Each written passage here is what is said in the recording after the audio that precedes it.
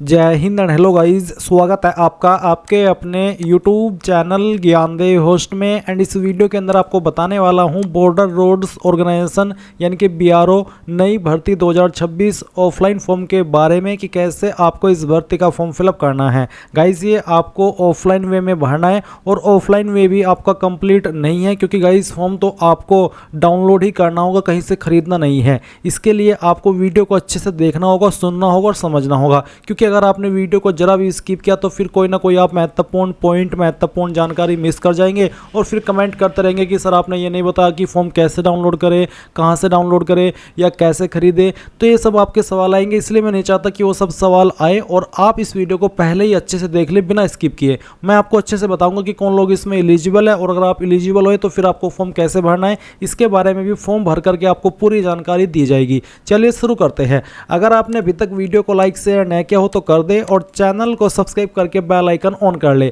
फिर जो लिंक मैंने आपको इस वीडियो को डिस्क्रिप्शन में दिया है आप ओपन कर लेंगे, आपको जानने को मिलेगा कि ये भर्ती 899 पोस्ट पर निकाली गई है। एंड गाइज आप लोग इसके फॉर्म 4 जुलाई 2026 तक भेज सकते हैं। फिर गाइज यहाँ पर आपको जानने को मिलेगा कि इसमें 10वीं 12वीं पास कैंडिडेट अप्लाई कर सकते हैं। एंड आपको जानने को ये भी मिलेगा कि कौन सी पोस्ट के लिए किस कैटेगरी में कितनी वैकेंसी निकाली गई है। इसी के साथ में आप जानेंगे कि कौन सी पोस्ट पर एग्जैक्टली क्या क्वालिफिकेशन चाहिए अप्लाई करने के लिए, जैसे कि इलेक्ट्रीशियन, ऑपरेटर कम्युनिकेशन और ड्राफ्ट्समैन। इस पर अप्लाई करने के लिए 10वीं और जिस भी ट्रेड में आपको अप्लाई करना है उसी ट्रेड में ITI, जैसे कि मान लीजिए आपको अप्लाई करना है इलेक्ट्रीशियन ट्रेड पर तो 10वीं होनी चाहिए आपके पास और साथ ही ITI हो इलेक्ट्रीशियन ट्रेड के अंदर।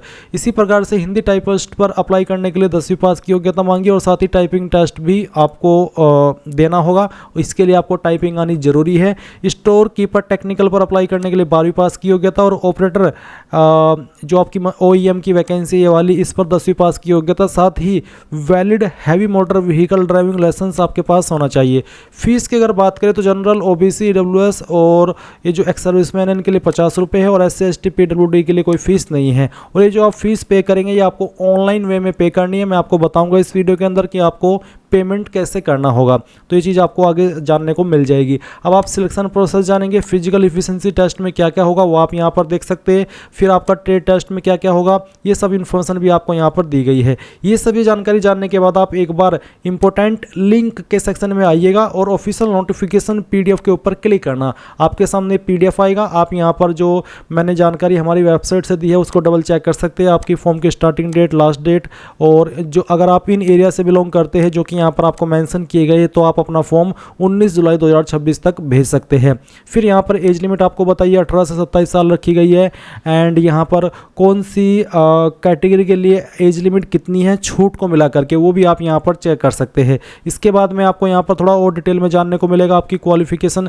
इसी के साथ में यहाँ पर आपको हिंदी के अंदर जानकारी दी गई है। फिर थोड़ा सा और आप नीचे आएंगे तो आपको यहाँ पर इसमें जो पोस्ट वाइज क्वालिफिकेशन है वो क्या है वो भी आप देख सकते हैं, जैसे कि ड्राफ्ट्समैन पर एज लिमिट कितनी चाहिए उसकी इन्फॉर्मेशन दी गई है। इसके बाद थोड़ा सा और नीचे आएंगे स्क्रॉल करके तो आपको यहाँ पर पोस्ट वाइज क्वालिफिकेशन मेंशन की गई, जैसे कि मैंने आपको बताया कि ड्राफ्ट्समैन पर अप्लाई करने के लिए 12वीं पास की योग्यता, साथ ही यहाँ पर आपसे सर्टिफिकेट मांगा है 2 ईयर का इन आर्किटेक्चर या फिर ड्राफ्ट्समैनशिप में, और अगर ये नहीं है तो आपने नेशनल ट्रेड अप्रेंटिस का जो सर्टिफिकेट है वो प्राप्त किया हो कम से कम 1 साल का और 1 साल का आपके पास एक्सपीरियंस हो। और हिंदी टाइपिस्ट पर एग्जैक्ट क्या क्वालिफिकेशन चाहिए, स्टोर कीपर टेक्निकल पर 12वीं पास की योग्यता, साथ ही आपको नॉलेज होनी चाहिए व्हीकल्स और इंजीनियरिंग इक्विपमेंट की, तब भी आप इस पर अप्लाई कर सकते हैं। ऑपरेटर कम्युनिकेशन पर क्या क्वालिफिकेशन चाहिए, OEM OG पर क्या चाहिए और इलेक्ट्रीशियन पर क्या, ये सब आपको अच्छे से जानकारी दी गई है। फिर आपका यहाँ पर सिलेबस भी मेंशन किया गया है, तो सभी जानकारी आपको इस नोटिफिकेशन के अंदर दी गई है। तो अब आपको यहाँ पर अच्छे से मालूम हो गया होगा कि मैं इसमें अप्लाई करने के लिए एलिजिबल हूँ या फिर नहीं हूँ। तो गाइज़ अब मैं आपको बताऊँगा कि कैसे आपको फॉर्म को अप्लाई करना है। तो गाइज़ अगर आप इसमें एलिजिबल है सभी इन्फॉर्मेशन जानने के बाद में और आपका इंटरेस्ट है तो आप कैसे फॉर्म भरेंगे वो जान लीजिए।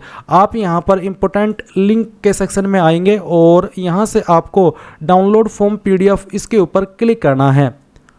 अब आपके सामने गाइज ये एप्लीकेशन फॉर्म आ जाएगा जो कि आप वीडियो के अंदर देख सकते हैं, यानी कि आपको फॉर्म को कहीं से खरीदना नहीं है बल्कि आपको इस फॉर्म को प्रिंट निकलवाना है। आप साइबर कैफ़े जाइए और उनसे इस फॉर्म को प्रिंट निकलवा करके लेकर के आइए A4 साइज़ के पेपर पर, और 3-4 फोटोकॉपी इन 5 पेज की आपको निकलवा करके लेकर के आनी है, ताकि जब आप फॉर्म को भर रहे हो और फॉर्म को भरने में कहीं पर कोई गलती हो जाए आपसे, तो वो फॉर्म आपको यूज नहीं करना है, क्योंकि कटिंग वाले फॉर्म एक्सेप्ट नहीं किए जाते। अगेन आपको नए सिरे से फॉर्म को भरना होगा। तो ये चीज़ समझ में आ गई कि आपको फॉर्म कहीं से खरीदना नहीं है, बल्कि डाउनलोड करना है इस लिंक का इस्तेमाल करके, जो कि मैंने इंपॉर्टेंट लिंक के सेक्शन में दिया है। अगर आप यूट्यूब के ऊपर और वीडियो देखेंगे तो उसमें उन्होंने नोटिफिकेशन में ही बोला है कि नीचे की तरफ फॉर्म डाउनलोड करा लीजिए, बट मैंने आपको यहाँ पर अलग से फॉर्म का जो भी प्रिंट है या कह लीजिए पेज है वो यहाँ पर अलग आपको दिए हैं। तो आपने इसको प्रिंट निकलवा लिया। अब आपको कहाँ पर क्या जानकारी भरनी है वो मैं आपको बताता हूँ। मैंने यहाँ पर आपके लिए एक फॉर्म भर करके रखा है, ताकि आपको अच्छे से समझा सकूँ कि कहाँ पर क्या जानकारी भरनी है। सभी की सभी जानकारी आपको इंग्लिश के कैपिटल लेटर में लिखनी है। और गाइज आपको यहाँ पर ये बोला भी है कि जो आप A4 साइज का पेपर इसमें यूज करेंगे वो आपका GSM बॉन्ड पेपर होना चाहिए, यानी कि अच्छी क्वालिटी का हो, बेसिकली कहने का ही मतलब है। अब यहाँ पर कैसे जानकारी भरनी है वो आप देख लीजिए। जैसे कि यहाँ पर नेम ऑफ द पोस्ट, यानी कि आप किस पोस्ट पर अप्लाई कर रहे हैं। मैंने यहाँ पर डेमो के लिए मल्टी स्किल्ड वर्कर ये लिखा है, बट आपको आपकी वो पोस्ट यहाँ पर इसमें भरनी है जिस पोस्ट पर आप इनमें अप्लाई करना चाहते हैं। ये जो भी पोस्ट आपके सामने है, ये 6 तरह की पोस्ट आपकी है। तो जिस भी पोस्ट पर आप अप्लाई कर रहे हैं उसी पोस्ट को आपको इसी तरह से यहाँ पर लिखना होगा, जैसे कि यहाँ पर लिख करके दिखाया गया है। साथ ही पेस्ट, डू नॉट पिन और स्टेपल, यानी कि आपको यहाँ पर फोटो चिपकाना है, पिन नहीं करना है और ना ही स्टेपल करना है। Your recent colour passport size photograph of size 4 centimetre into 5 centimetre, यानी कि इस साइज में आपको आपका कलर फोटोग्राफ यहाँ पर लगाना है, और वो फोटो आपका 1 महीने से पुराना नहीं होना चाहिए। इसके बाद में गाइज यहाँ पर आप देखेंगे code number of post in advertisement. आप जिस पोस्ट पर अप्लाई कर रहे हैं एडवर्टाइजमेंट के अंदर उस पोस्ट का नंबर क्या है। अगर आप यहाँ पर नोटिफिकेशन के अंदर आएंगे तो आप यहाँ पर देख लीजिए, मान लीजिए आप अप्लाई कर रहे हैं स्टोर कीपर टेक्निकल यानी कि SKT की इस पोस्ट पर, तो इसका नंबर है 3, और अगर आप अप्लाई करें ऑपरेटर कम्युनिकेशन पर, इसका नंबर है 4। तो जिस भी ट्रेड पर या जिस भी पोस्ट पर आप अप्लाई करें उसके सामने जो नंबर लिखा है वो नंबर आपको यहाँ पर लिख देना है। उसके बाद रिक्रूटमेंट सेंटर आपको लिखना है GREF सेंटर पुणे, ये आपको यहाँ पर लिखना होगा। फिर कैटेगरी इन विच अप्लाइड, आप कौन सी कैटेगरी में अप्लाई कर रहे हैं, जो भी आप कैटेगरी में अप्लाई करें उसी के सामने आपको यहाँ पर नीचे जो बॉक्स है उसमें राइट का निशान इस तरह से लगा देना है। फिर 5 पॉइंट है, अगर आप एक्स सर्विसमैन है, अगर है तो आपको यहाँ पर यस करना है, अगर आप नहीं है तो आप नो कर देंगे। जैसे कि यहाँ पर जिस भी में भी आप एग्री करते हैं या फिर जिस भी कैटेगरी में आप आते हैं उसी में आपको यस करना होगा, नहीं तो आप नो कर देना। जैसे कि यहाँ पर आपके सामने NCC-B सर्टिफिकेट, NCC सर्टिफिकेट तो है तो उसमें यस, नहीं है तो नो कर देना।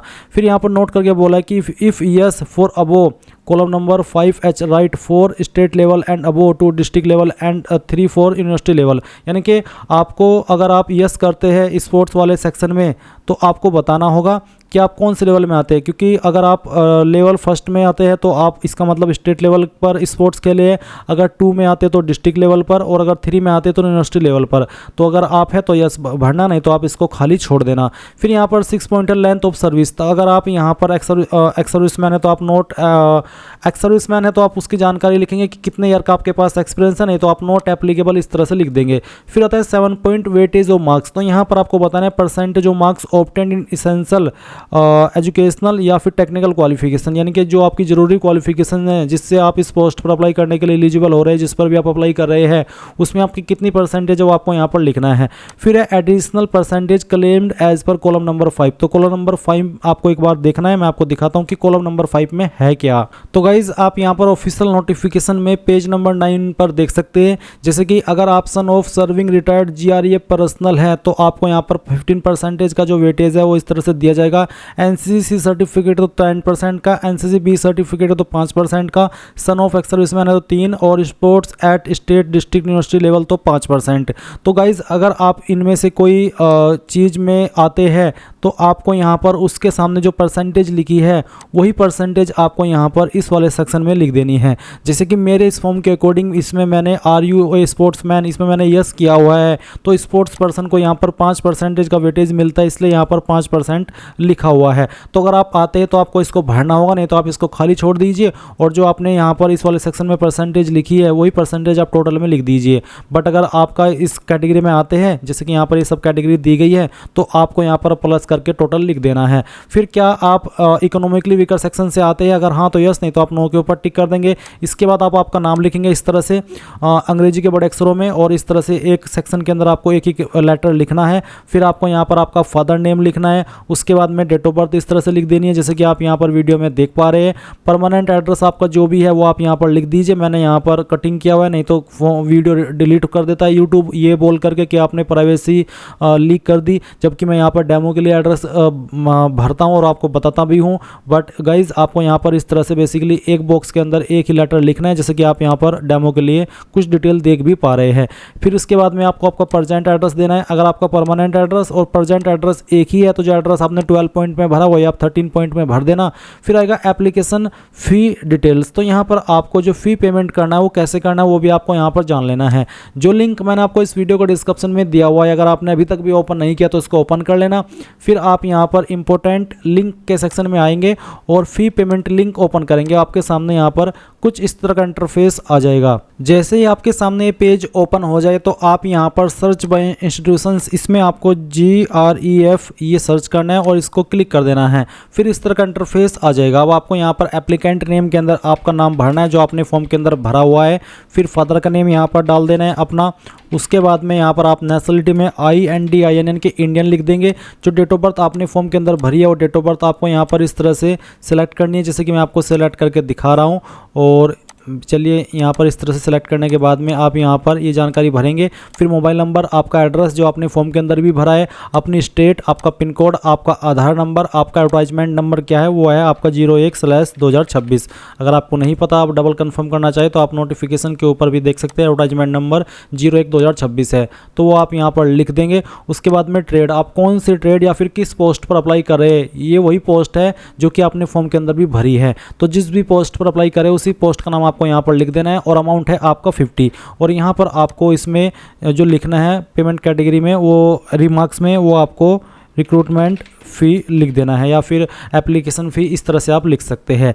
उसके बाद अगेन नीचे रेमिटर नेम, आपको आपका यहाँ पर नाम लिखना है, आपका मोबाइल नंबर लिखना है, आपकी ईमेल आईडी लिखनी है, यहाँ पर टिक करना है, ये कैप्चा कोड डालना है और नेक्स्ट के ऊपर क्लिक करना है। इसके बाद गाइज जो भी जानकारी आपने भरी है वो आपके सामने आएगी। आप उसको डबल चेक करने के बाद इस वाले इंटरफेस पर आ जाएंगे और यहाँ पर आप आपकी fees state bank of India, other bank, internet, net banking यानी कि नेट बैंकिंग से करना चाहे तो आप इनमें से किसी भी माध्यम से कर सकते हैं। कार्ड पेमेंट का भी ऑप्शन है और UPI का भी ऑप्शन है।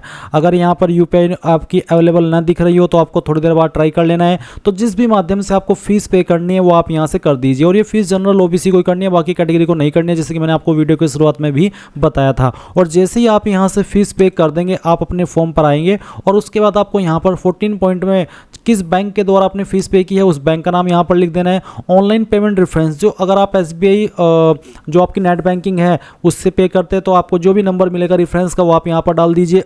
अगर आप UPI से करते हैं तो UPI ट्रांजैक्शन नंबर एक मिलता है आपका, वो आप यहाँ पर लिख दीजिए। फिर किस डेट में आपने फ़ी पेमेंट किया वो आप यहाँ पर इस तरह से लिखेंगे और अमाउंट में आपको 50 रुपीज़ लिखना होगा। उसके बाद में यहाँ पर गाइज आपको 15 पॉइंट में आपकी क्वालिफिकेशन की जानकारी इस तरह से भर देनी है, 10th 12th। और यहाँ पर देख सकते हैं पासिंग ईयर किस तरह से लिखा हुआ है, आपके बोर्ड का नाम देना है। सब्जेक्ट में आपको ऑल सब्जेक्ट लिख देना है, कितने मार्क्स आपको आए थे वो यहाँ पर आप लिखेंगे और कितने में से आए थे वो आप आउट ऑफ मार्क्स के सेक्शन में इस तरह से लिख देंगे और आपकी परसेंटेज कितनी बनती है वो भी आप इस तरह से भर देना। साथ ही फोटोकॉपी भी आपको जब आप फॉर्म इसमें भेजेंगे, मैं आपको आगे चल करके बताऊंगा, वो भी आपको आगे चल करके अटैच करनी होगी।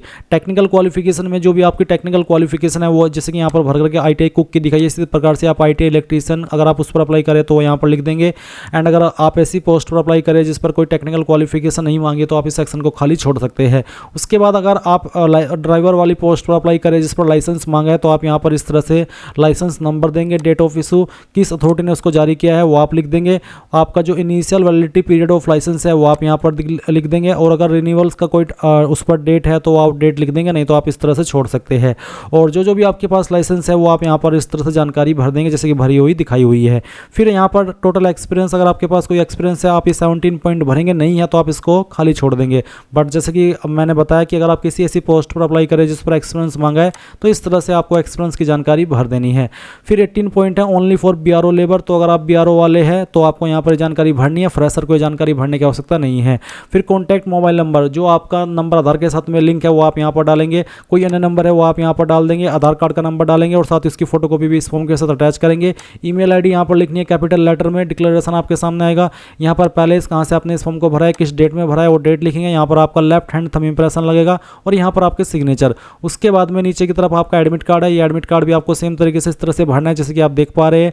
इसमें यहाँ पर सभी की सभी जानकारी इस तरह से आपको भर देनी है, बहुत ही अच्छे तरीके से यहाँ पर मैंने आपको दिखाया है। और ये जो 5 नंबर पेज है ये आपको नहीं भरना है, ये आपको खाली छोड़ देना है। ये बस डेमो के लिए मैंने बताया। ये आपका जब आपका जैसे कि रिटर्न एग्जाम होगा उस वक्त आपको यहाँ पर सिग्नेचर करने होंगे और आपका थंब इंप्रेशन लगाना होगा। और जो वहाँ पर आपके रूम निरीक्षक होंगे फिर या फिर जो भी आपका एग्ज़ाम ले रहा है उनके यहाँ पर इस तरह से साइन होंगे। आपको यहाँ पर अभी कुछ नहीं करना है, इनमें आपको ये साथ में भेजना है, क्योंकि बाद में जब आपका एग्ज़ाम चल रहा होगा यही आपको वहाँ पर जो पेज है वो देखने को मिलेगा। तो इस तरह से आपने फॉर्म को भर लिया। अब गाइज आपको इस फॉर्म को कैसे भेजना है और किन डॉक्यूमेंट के साथ में भेजना है वो आपको जान लेना है। बेसिकली जो भी आपने यहाँ पर इस फॉर्म के अंदर जानकारी भरी है और उससे जुड़े हुए जो भी डॉक्यूमेंट्स है वो आपको सभी भेजने होंगे। कौन कौन से, जैसे कि अगर आप एनसीसी का वाले कैंडिडेट है तो उसका सर्टिफिकेट, स्पोर्ट्स पर्सन है तो उसका सर्टिफिकेट, फोटोकॉपी भेजना ओरिजिनल ही। साथ ही जो आपकी 10वीं का सर्टिफिकेट है, 12वीं का सर्टिफिकेट है, या फिर ITI की जानकारी आपने भरी है तो उसका सर्टिफिकेट, जो आपने पेमेंट कराया तो उसका एक स्क्रीनशॉट लेकर के उसकी स्लिप आपको भेज देनी है। इसके अलावा लाइसेंस की फोटोकॉपी भेज देनी है। एक्सपीरियंस सर्टिफिकेट का अगर आपके पास है, आपने एक्सपीरियंस की जानकारी भरी है तो वो आपको भेज देना है। आधार कार्ड की फोटोकॉपी आपको भेज देनी है। तो कहने का ये मतलब है कि जिन जिन डॉक्यूमेंट्स की जानकारी आपने इस फॉर्म के अंदर भरी है सभी चीज़ों को आपको इस फॉर्म के साथ भेजना होगा। और किस तरह से लिफाफा तैयार करना है उसके संबंध में वैसे तो आपको यूट्यूब के ऊपर और भी वीडियोज़ मिल जाएगी, बट यहाँ पर आपको जो ऑफिशियल डिटेल इसके अंदर दी गई है नोटिफिकेशन की, मैं उसके अकॉर्डिंग आपको बता रहा हूँ। तो आप क्या करेंगे, यहाँ पर आपको बता दिया कि किस तरह से आपको फॉर्म भरना है उसके बारे में। आप नीचे की तरफ आप आएंगे तो आपको यहाँ पर फॉर्म भेजने का जो तरीका है वो बताया है। गाइज जो आपको आपका एप्लीकेशन फॉर्म भेजना है वो आपको इस एड्रेस के ऊपर भेजना है जो कि यहाँ पर आप देख सकते हैं। और आपको इसको पोस्टल सर्विस के माध्यम से भेजना होगा, यानी कि जो डाक सर्विस है उसके माध्यम से। और इस एड्रेस के ऊपर भेजना है जो यहाँ पर एड्रेस मेंशन किया गया है। और आप एक लिफाफा लेंगे, उस लिफाफे के अंदर आप इसको डालेंगे और उसके ऊपर अगर आपको कोई डाक टिकट लगाना है तो वो आप लगा सकते हैं। और उसके साथ ही आपको इस एड्रेस के ऊपर इसको भेज देना है। और गाइज यहाँ पर आपको जो फॉर्म भेजना है, फॉर्म भेजने में सभी चीज़ें आपको डाल देनी है फॉर्म के अंदर जो यहाँ पर मैंने अभी बताई भी। एंड अगर आप इन एरिया से आते हैं तो फिर आपके पास अतिरिक्त समय भी है फॉर्म को भेजने का, बट जो यहाँ पर नॉर्मल कैंडिडेट के पास समय है वो जो 4 जुलाई या जो भी लास्ट डेट आपने यहाँ पर चेक की, हाँ 4 जुलाई है, 4 जुलाई तक आप इसको भेज सकते हैं। इसके अलावा अगर आपका कोई और सवाल डाउट हो फॉर्म भेजने को लेकर के तो वो आप मेरे से कमेंट के माध्यम से पूछ लीजिएगा। और गाइज यहाँ पर अगर आपका सवाल है कि जो आप डॉक्यूमेंट्स अटैच करेंगे वो आपके सेल्फ अटेस्टेड हो या गैजेटेड ऑफिसर के द्वारा, तो आपको यहाँ पर बोला है कि आपके सभी जो कॉपीज़ है वो आपकी सेल्फ अटेस्टेड है तब भी चलेगा और गैजेटेड ऑफिसर के द्वारा अटेस्टेड है तो भी चलेगा। आप देख सकते हैं all testimonials copies be attested by gazetted officer और सेल्फ अटेस्टेड। अगर आप गैजेटेड ऑफिसर से अटेस्ट करा सकते तो अच्छी बात है, नहीं करा सकते तो तब भी कोई इशू वाली बात नहीं है। और जब आपका ये सब डॉक्यूमेंट्स तैयार हो जाए तो जैसे कि मैंने अभी आपको बताया, आपको एक लिफाफा लेना है और लिफाफे के ऊपर आपको लिख देना है application for the post of advertisement number 01/2026। और उसके बाद में आपको यहाँ पर जो आपके उस फॉर्म के अंदर डिटेल्स है वो भर करके, जैसे कि अभी मैंने चीज़ें यहाँ पर एक्सप्लेन की है, वो आपको भेज देनी है। और बस इस तरह से आप आपका फॉर्म भेज पाएंगे, आपका कोई भी इशू नहीं आएगा अगर आपने सभी चीज़ें अच्छे से फॉलो कर ली। एंड ये थी जानकारी, आई होप आपको पसंद आई होगी। सो थैंक्स फॉर वॉचिंग, जय हिंद।